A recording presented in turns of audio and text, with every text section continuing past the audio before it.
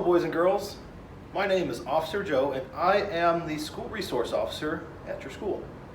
And some of the friends that I have at the police department and at the fire department would really like for you to come and visit them. However, right now, we really can't do that. So they asked me to make a video to show you. Would you guys like to watch this video? All right, great.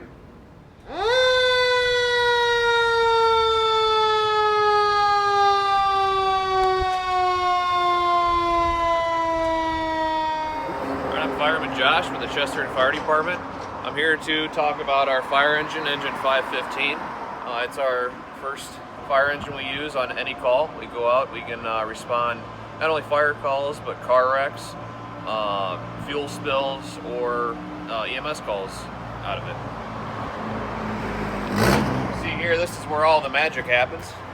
This is where the engineer or the driver will come up, he'll pull all these levers to get water from the tank inside the truck that carries 750 gallons of water. So if you can imagine, 750 gallons of milk are inside this truck. Up here is where we carry all of our hose. This is where the fireman will go inside, or grab this and go inside and put the fire out. You can also view this truck as a big, huge toolbox. We carry a lot of equipment inside of it. We got just different various tools we use, not only for fires but for EMS. We have fire gear in here for the people to wear, and also more fire hose and tools. As you can see, we got more tools here. We got power tools and various nozzles and stuff to adapt fire hoses. In this cabinet, like I said, we respond to not only fires, but we go to vehicle wrecks. We have the jaws of life in these compartments. They're big, heavy tools we can use to cut a car in half.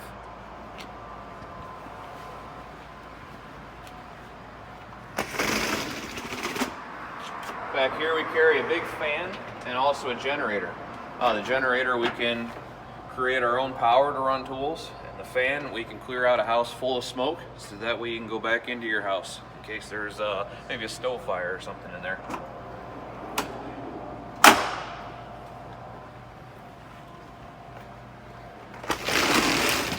Again, more tools in here. These right here are big jacks we carry. We can use that to lift up a car, so we can completely pick a car up all off the ground.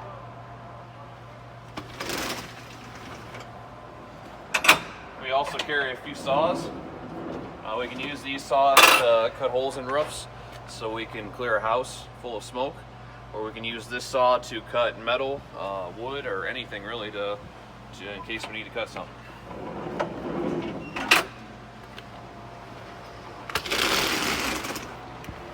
And up here we have another fan. We can use that to clear out smoke. The difference between this one and the one in the back is this one is battery powered, so that way we don't have to worry about running gas appliances.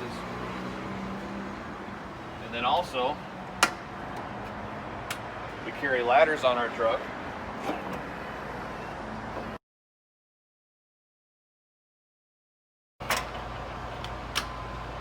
As you can see, we've got 3 ladders here. We got one here, it's just a straight ladder. We got an extension ladder that we can go 24 feet up in the air with. And up here we got a smaller ladder for tighter spaces. Back here is where the firemen ride. As you can see, we got some fire gear back here. And in the seats we have air packs. That way when we're going to a fire, all we gotta do is just put the air packs on and we're ready to go.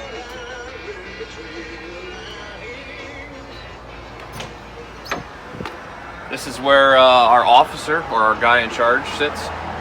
He can sit up front so he can see where we're going, and we can also see the fire faster, and he makes all the decisions.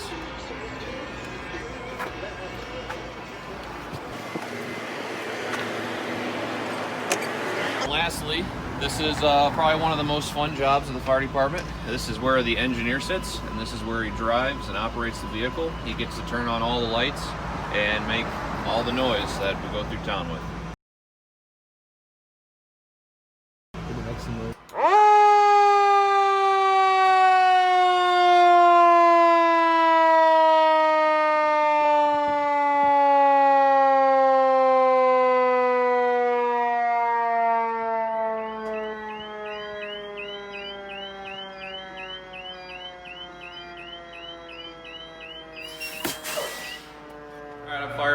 here, also with Firefighter Steve. We're going to explain what type of gear we wear when we go into fires. Of course, when we go into a fire, we've got to be dressed just like this. So Steve here is going to put his gear on, and I'll talk about it so you guys know what we wear. First thing Steve wants to put on is his boots. These boots are heavy duty, so if we step on something, it won't hurt our feet. And around his boots, he had his pants. Now we had them all staged like that, kind of funny looking, but actually it makes it faster. We can put our pants on real quick. As you can see, it's a lot faster than trying to pull the pants over the top of our boots. Next thing he's going to do is he's going to put on a hood. This hood will protect our head and our neck from a fire. And then he puts on his big coat. His coat is just like a winter coat, we're protected. But instead of keeping us warm, this is to keep us the heat and the smoke and fire off of us.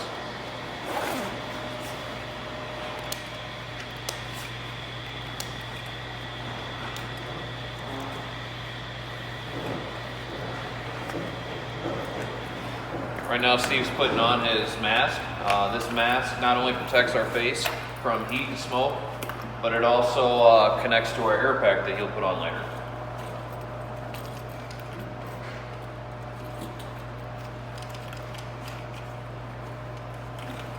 He does a really good job protecting himself, covering every part of his body so he doesn't get burned.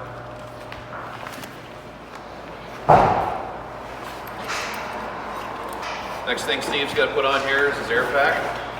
Inside this bottle here is a lot of air.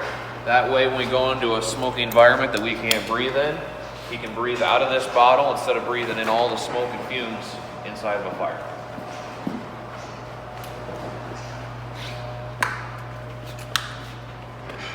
And lastly, on top of his head here, he's going to put his helmet. This will protect us from falling debris.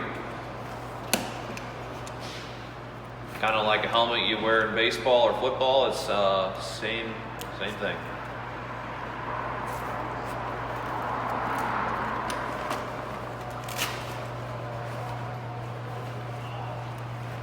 And lastly, he's going to put on his gloves. His hands are the only thing right now that aren't protected, so he's going to put his gloves on.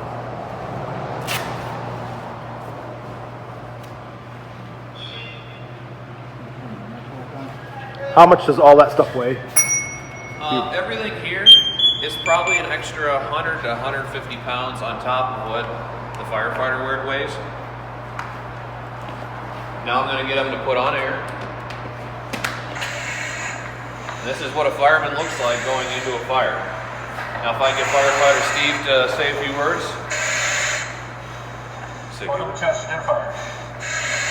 As you can see, he sounds a little funny, kind of like Darth Vader, but that's what we do. And if you ever see if your house is on fire, and you see a fireman or hear a fireman coming after you, don't be afraid of him, because as you can see, a little bit ago it was just Firefighter Steve, and now it's Firefighter Steve wearing all this gear, and all that gear is protected.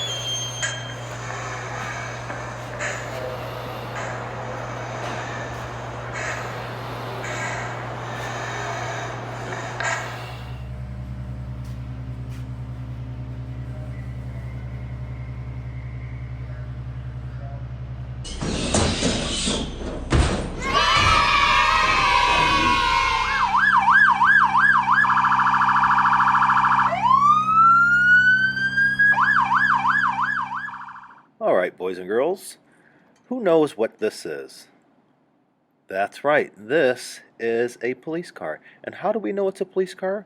Well, it says police on the outside. It has all sorts of fancy graphics on it, and yes, it has flashing lights and sirens.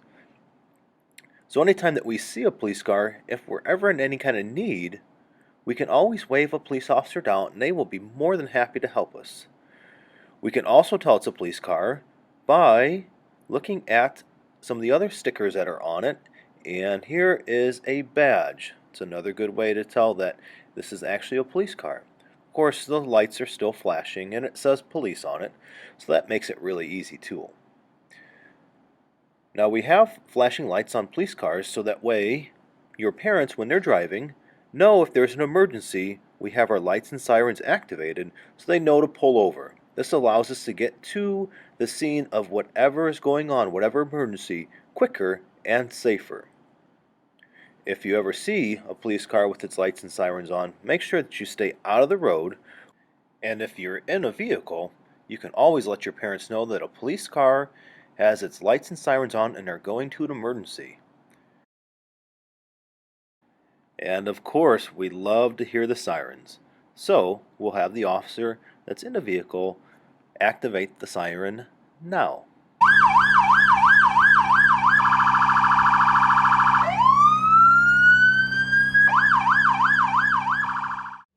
Okay, here's the inside of a typical Chesterton police car.